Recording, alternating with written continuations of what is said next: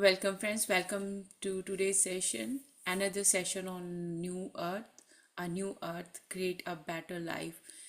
Eckhart Tolle, where he mentioned that how by day by day, by using the power of our mind, we can create something very beautiful for us in this present moment and for the future.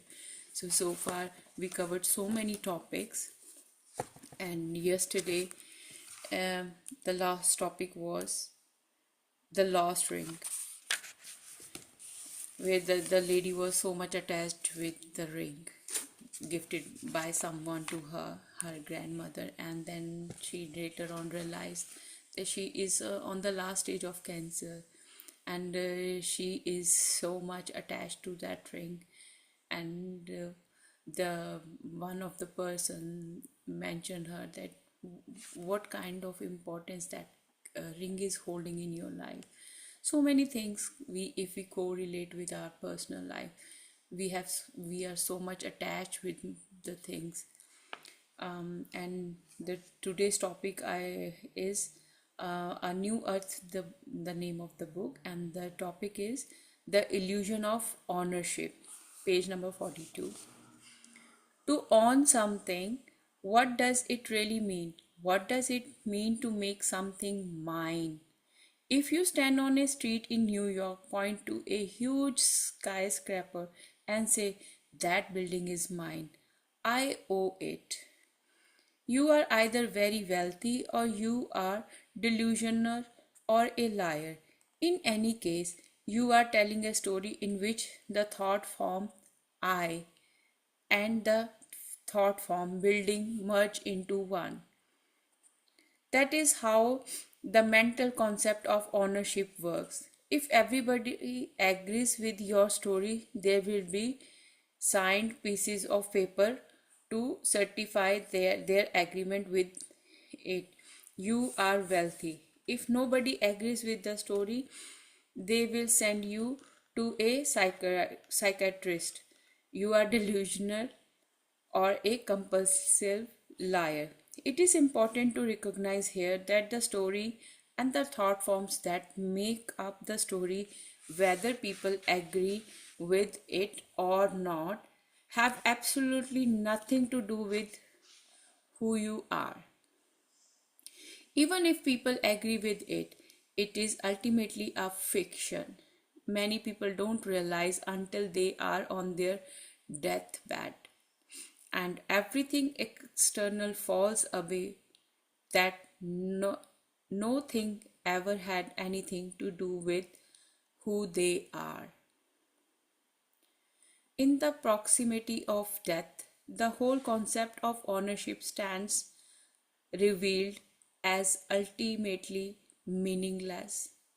In the last moments of their life, they then also realized that while they were looking throughout their lives for a more complete sense of self, what they were really looking for, their being, had actually always already been there, but had been largely obscured by their identification with things, which ultimately means identification with their mind.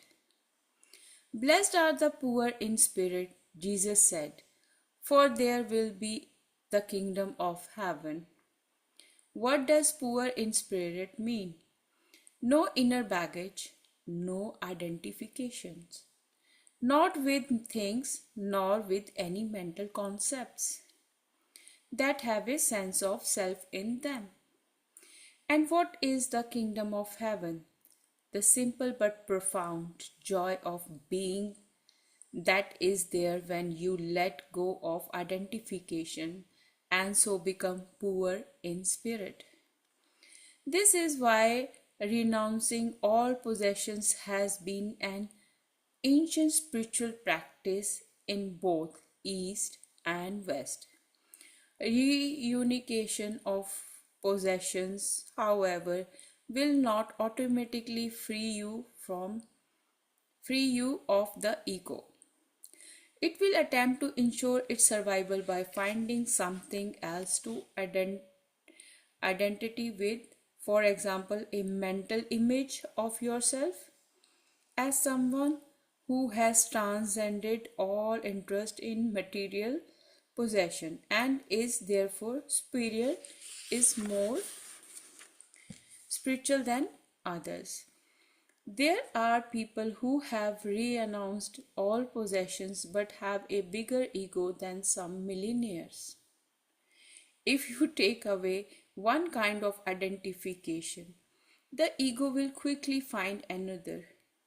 It ultimately doesn't mind what it identifies with as long as it has an identity. Anti consumerism or anti private ownership would be another thought form, another mental position that can replace identification with possessions. Through it, you could make yourself right and others wrong. As we shall see later, making yourself right and others wrong is one of the principal egoic mind patterns, one of the main forms of unconsciousness. In other words, the content of the ego may change the mind structure, but in other words, the content of the ego may change the mind structure that keeps it alive does not. One of the unconscious assumption is that by identifying with an object through the fiction of ownership, the apparent solidity and permanency of that material object will endow your sense of self with greater solidity and permanency. This applies particularly to buildings and even more so to land, since it is the only things you think you can own that cannot be destroyed. The absurdity of owning something becomes even more apparent in the case of land. In the days of white settlement, the natives of North America found ownership of land an incomprehensible concept, and so they lost it when the European made them sign pieces of paper that were equally incomprehensible to them. They felt they belonged to the land, but the land did not belong to them. The ego tends to equate having with being. I have, therefore I am. And the more I have, the more I am. The ego lives through comparison. How you are seen by others turns into how you see yourself.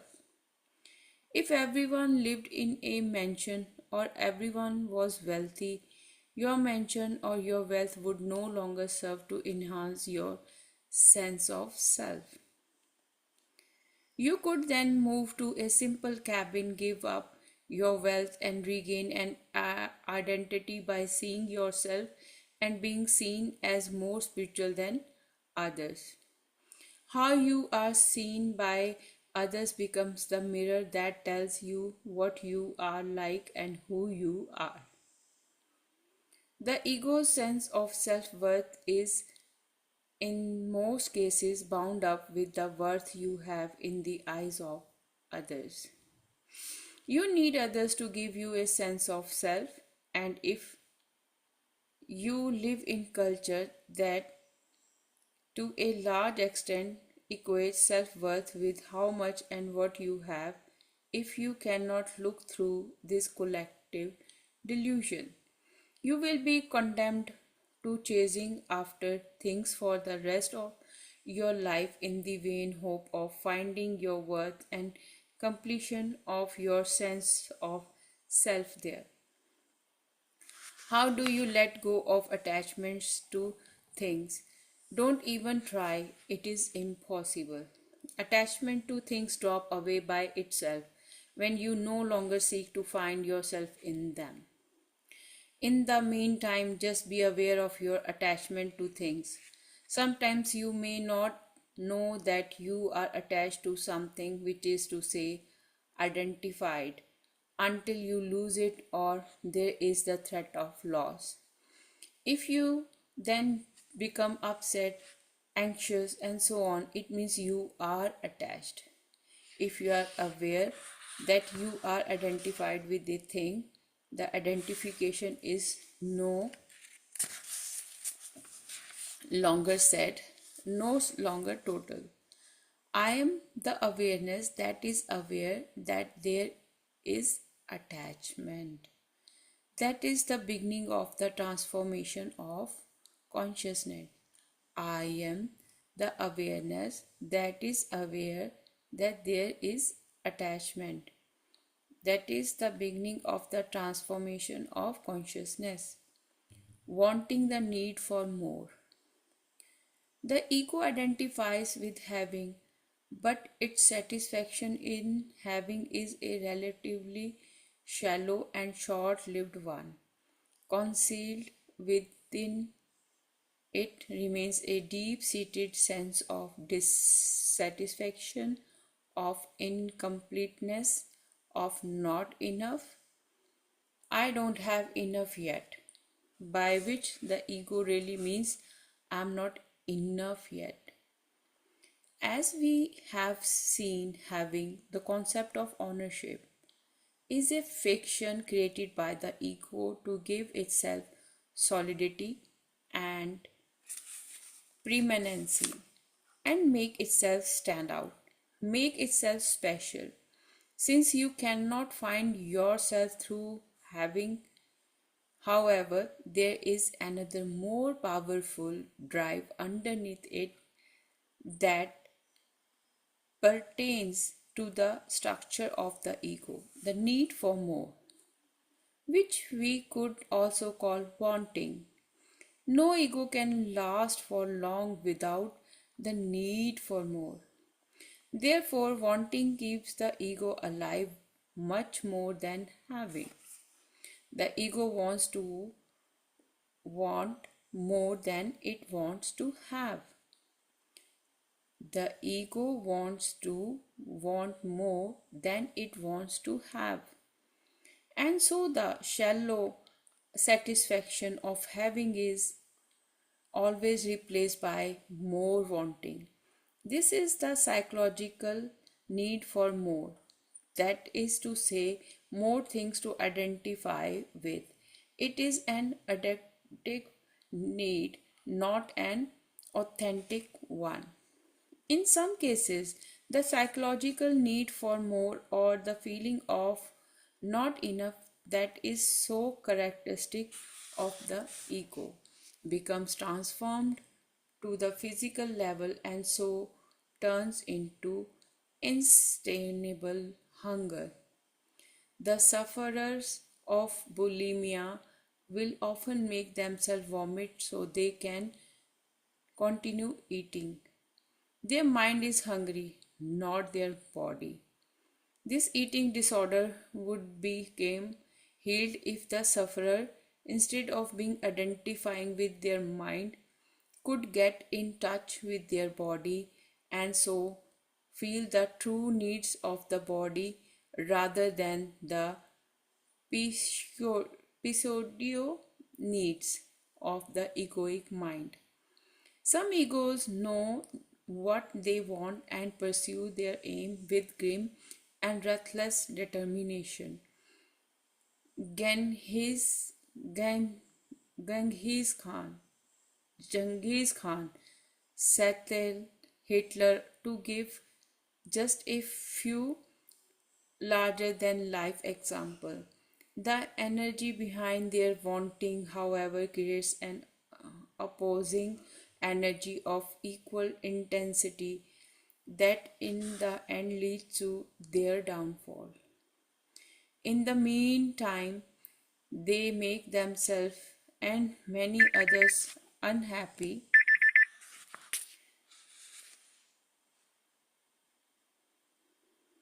or in the larger than life examples create hell on earth. Most egos have conflicting wants. They want different things at different times, or may not even know what they want except that they don't want what is the present moment. Unease, restlessness, boredom, anxiety, dissatisfaction are the result of unfulfilled wanting. Wanting is structural, so no amount of content can provide lasting fulfillment as long as that mental structure remains in place. Intense wanting that has no specific object can often be found in the still developing ego of teenagers, some of whom are in a permanent state of negativity and dissatisfaction. The physical needs for food, water, shelter, clothing, and basic comforts could be easily met for all humans on the planet. Were it not for the imbalance of resources created by the insane and rapacious need for more, the greed of the ego, it finds collective expression in the economic structures of this world, such as the huge corporation, which are egoic entities that compete with each other for more. Their only blind aim is profit. They pursue that aim with absolute ruthlessness. Nature, animals, people, even their own employees are no more than digital on a balance sheet, lifeless objects to be used, then discarded. The thought forms of me and mine, of more than, of I want, I need, I must have, and of not enough pertain not to content but to the structure of the ego. The content is interchangeable as long as you don't recognize those thoughts forms within yourself.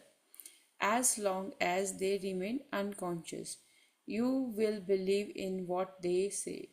You will be condemned to acting out those unconscious thoughts, condemned to seeking and not finding. Because when those thoughts forms operate, no possessions, place, person, or conditions will ever satisfy you. No content will satisfy you as long as the egoic structure remain in place. No matter what you have or get, you won't be happy.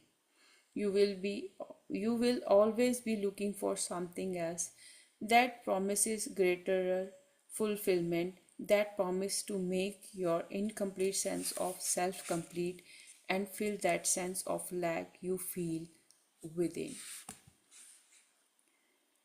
Identification with the body.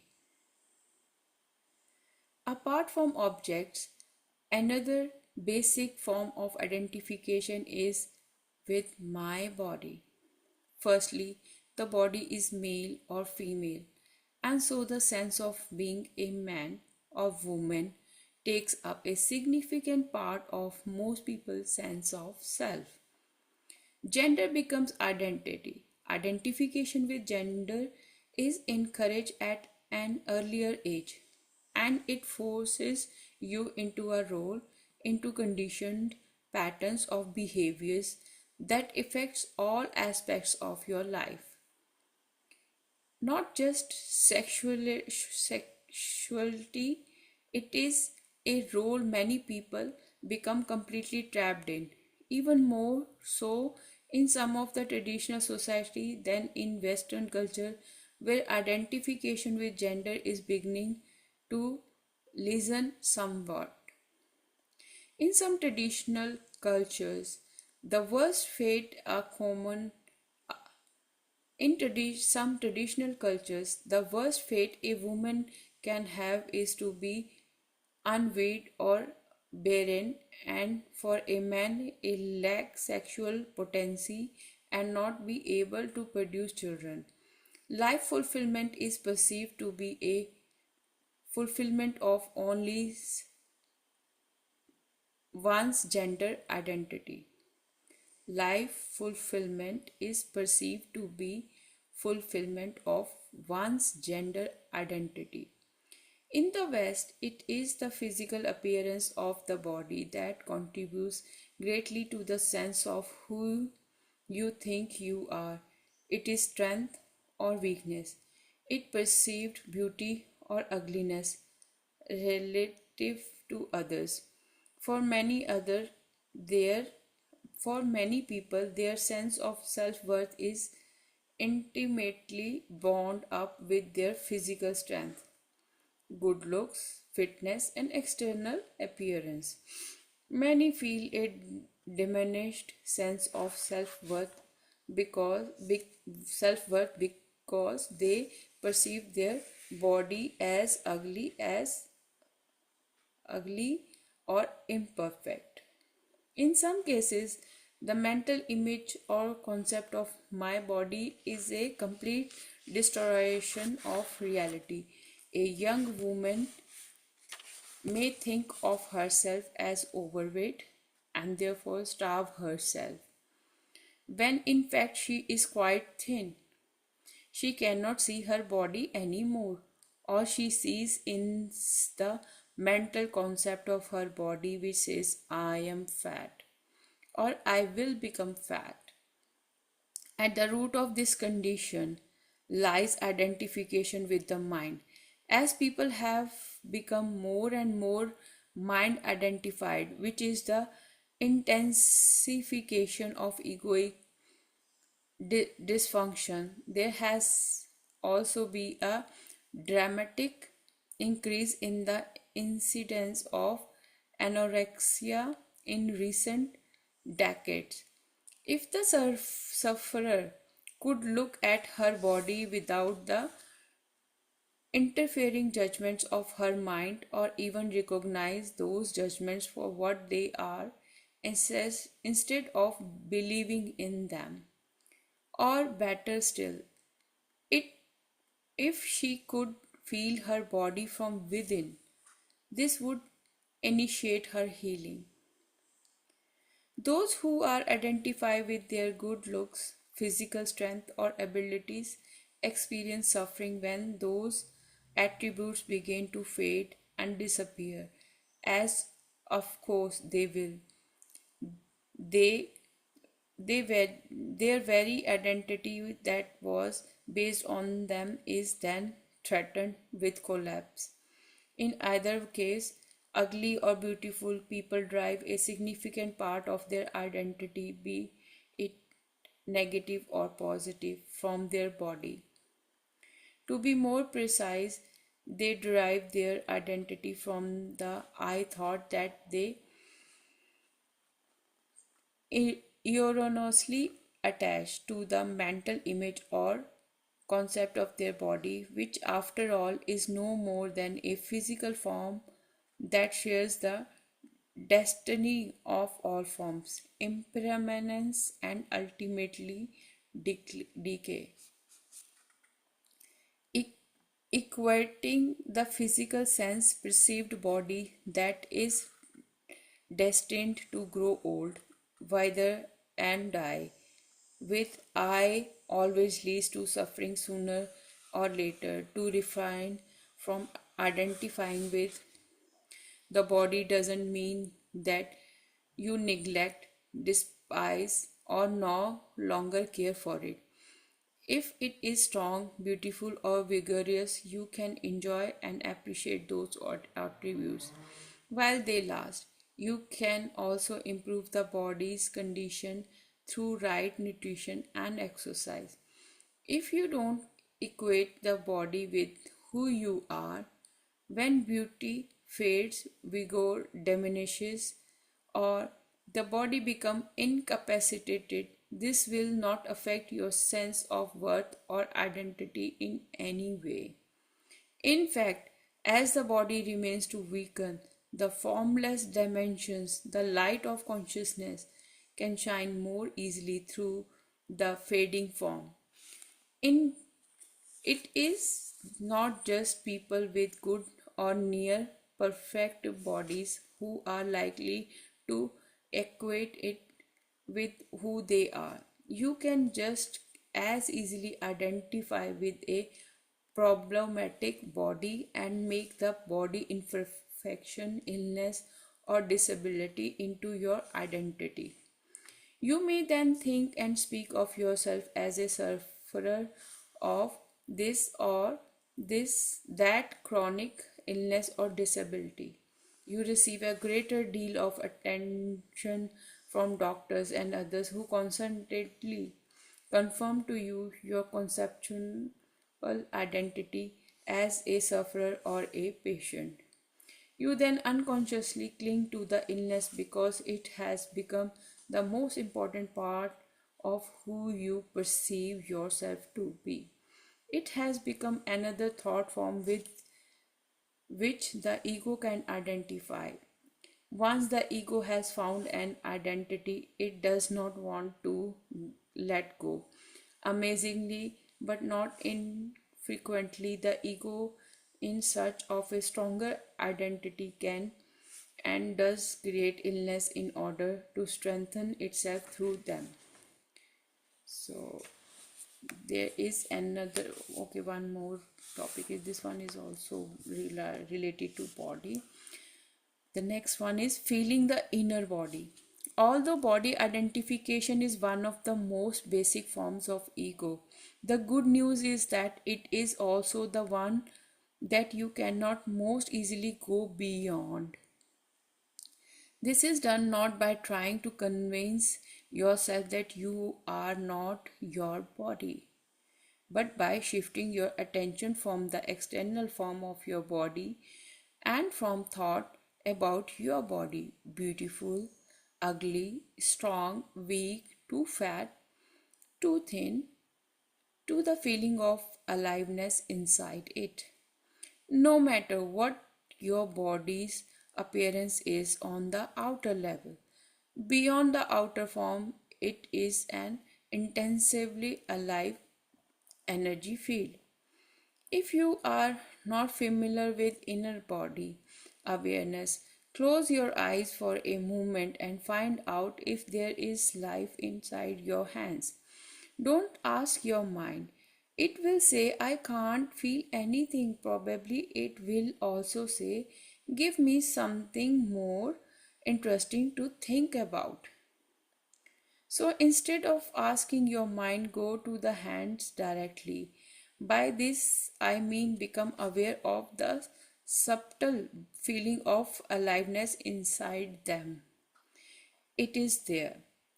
You just have to go there with your attention to notice it. You may get a slight tingling sensation at first, then a feeling of energy or aliveness.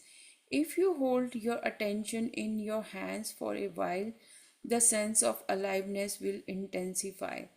Some people won't even have to close their eyes. They will be able to feel their inner hands at the same time as they read this. Then go to your feet. Keep your attention there for a minute or so and begin to feel your hands and feet at the same time. Then incorporate other parts of the body, legs, arms, abdomen, chest, and so on, into the feeling until you are aware of the inner body as a global sense of aliveness. What I call the inner body isn't really the body anymore, but life energy, the bridge between form and formlessness. Make it a habit to feel the inner body as often as you can. After a while, you won't need to close your eyes anymore to feel it. For example, see if you can feel the inner body whenever you listen to someone. It almost seems like a paradox. When you are in touch with the inner body, you are not identified with your body anymore, nor are you identified with your mind. That is to say, you are no longer identified with form, but moving away from form identification towards formlessness, which we may also call being. It is your essence, identity. Body awareness not only anchors you in the present moment, it is a doorway out of the prison that is the ego. It also strengthens the immune system and the body ability to heal itself. So, we covered three topics today, and all these three topics were very nice. The illusion of ownership, wanting the need for more, identification with the body, feeling the inner body. So, anyone wants to share anything? Please unmute yourself before we go for meditation. There are so many things which I really like about this book is the author decoded every single aspect of our life. How beautifully it is explained that body shaming, yes, we still think that way, that I'm not perfect, my body is not good, we have that in our mind. And also the beautiful part is where this the gender identification. There are we know that in ancient era the males have more um, uh, importance than the females, like whatever they patriarchy, yes. So the whatever the males have the more importance than the woman. It doesn't matter how much work she is doing.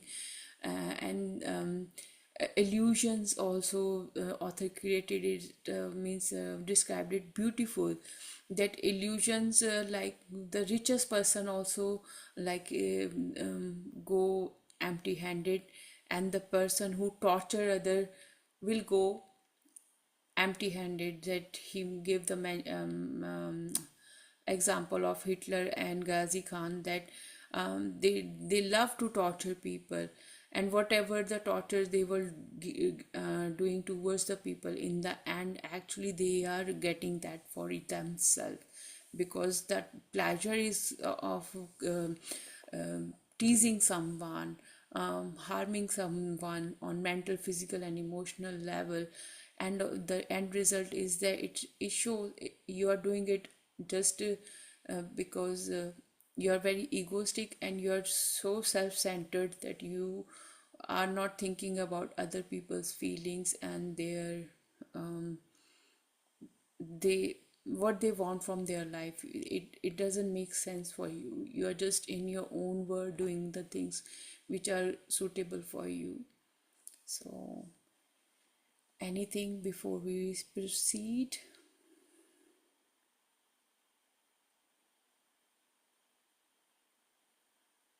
Another thing I liked it very much is in the reading. It's about associating with inner energy rather than the outer body. Inner body is something, it's an inner energy. So if you get associated with the inner energy, then you disassociate with the outer body, that is outside. Then kind of you can break the attachment or association with the outer body, which will help a lot. And that blessed are the poor in spirit. When you let go of the attachment to the things and get poorer in that, and no, and carry no baggage, then you are free. That's a understanding I had. So these two things I liked very much. Thank you, Vaniji, for sharing your views regarding this. And it really shows, like sometimes without awareness, we are so much attached to the things maybe which is not good for me. Like for example, we know that eating too much sugar is not good for my health, and if doctor is advising me, everyone is advising me, don't go for it, don't go for it. Still, if I am having it, it means I have that attachment with that object. And the moment I make up my mind that okay, you know, I'm not going to touch the sugar from today onwards. Just, it takes a little bit time, but on the same time, you're healing your soul, you're healing your body, you're healing your subconscious mind, and you're breaking that pattern. You're not in on the same alignment where you were going with the things very easily. Now you were like, okay, now I have to make some healthy choices. I have to make some boundaries where I have to think about the things, and it's kind of a refresh button for all of us. That's why the book name is A New Earth, Create a Better Life. That refresh yourself. These are the wonderful examples shared by the author, and how our the senses, how he said that with when our eyes are open, if I feel my hands, if I feel my feet, we go into that meditative state with the closed eyes. But even if I achieve that level with the open eye, I can feel those senses. Everything is how I perceive the things in the life. So thank you very much, Maniji. Um, if no one wants to share anything, please sit in a meditative posture, cross your legs, clasp your fingers into fingers, and gently close your eyes. And take a deep breath.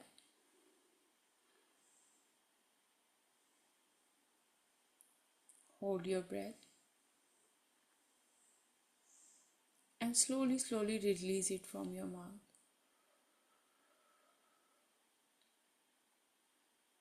Second deep breath.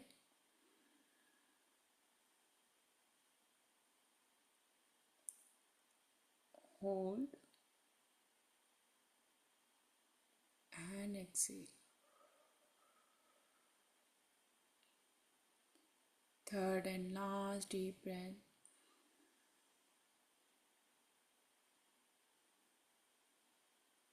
Hold and exhale.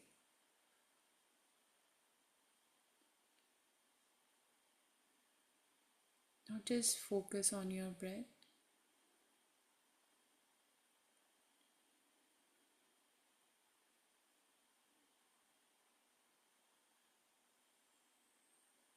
And when you're focusing on your breath,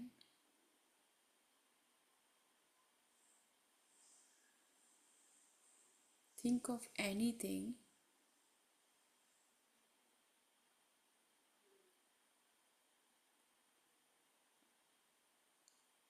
which is your deepest attachment. You can't get rid of that attachment. It could be anything, any habit,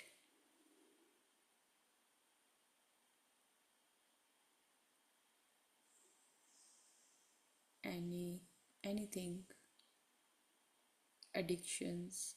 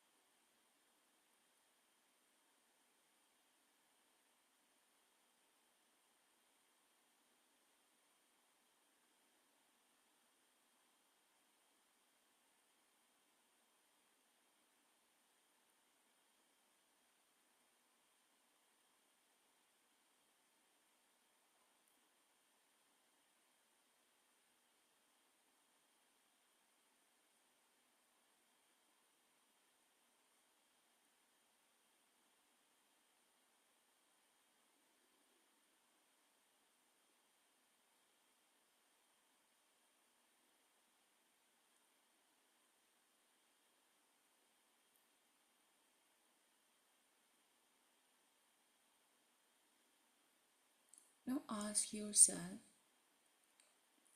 why you are so attached with this thing. What kind of feelings are attached with this particular attachment? Why you are so obsessed with it?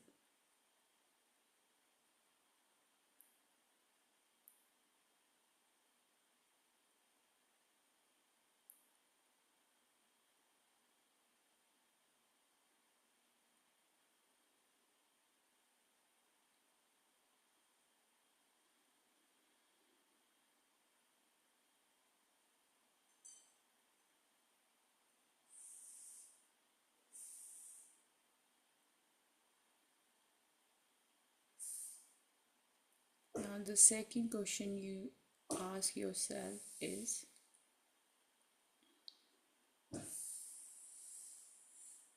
it beneficial for me or I'm wasting my time on it?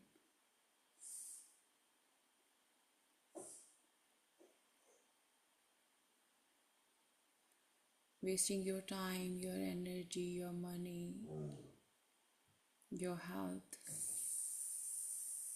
means it is affecting everything.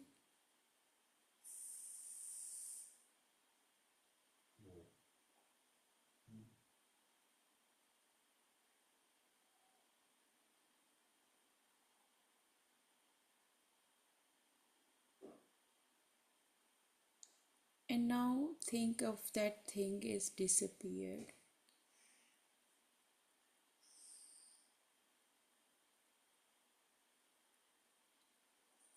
and you are in a complete peace.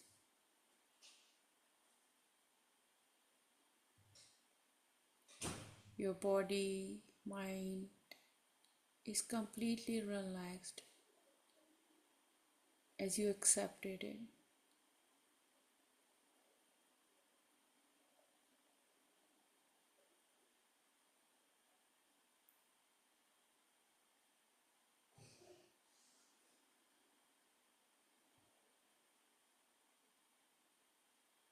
You created your new reality full of peace and harmony.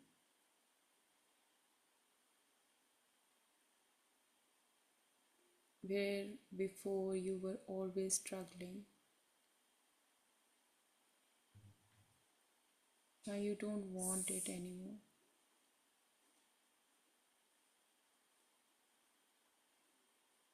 because it lost its importance.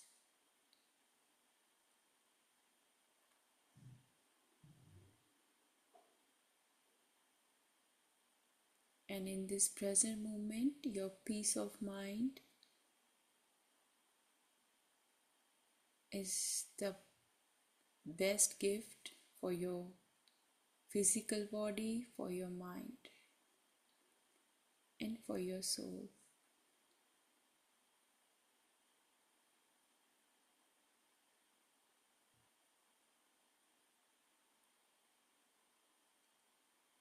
Show deep, deep gratitude that with love you're releasing your attachments.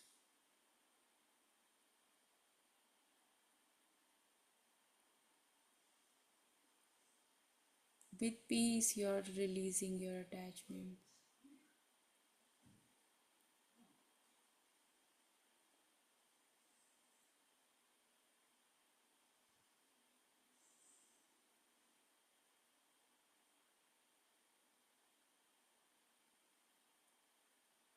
Place your hands over your heart center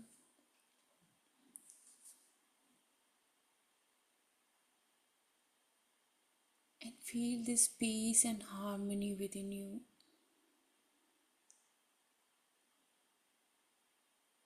You're experiencing in this present moment with every single breath.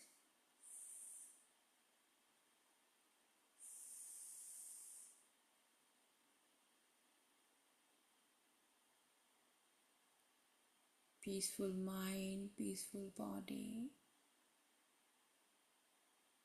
You're in a complete harmony.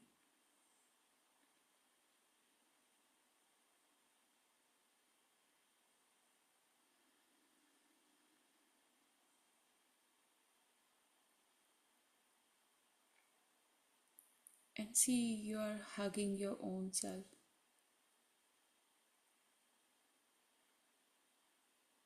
You're pouring your own soul with love, attention, respect for your own soul and body and mind, your self worth.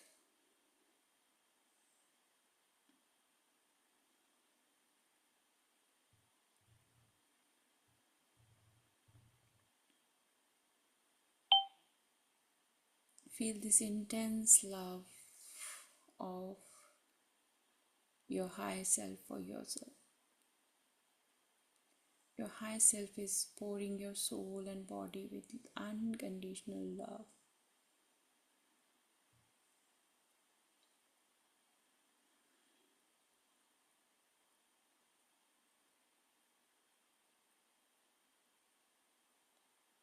And slowly, slowly open your eyes. Thank you, thank you, thank you very much. Thank you.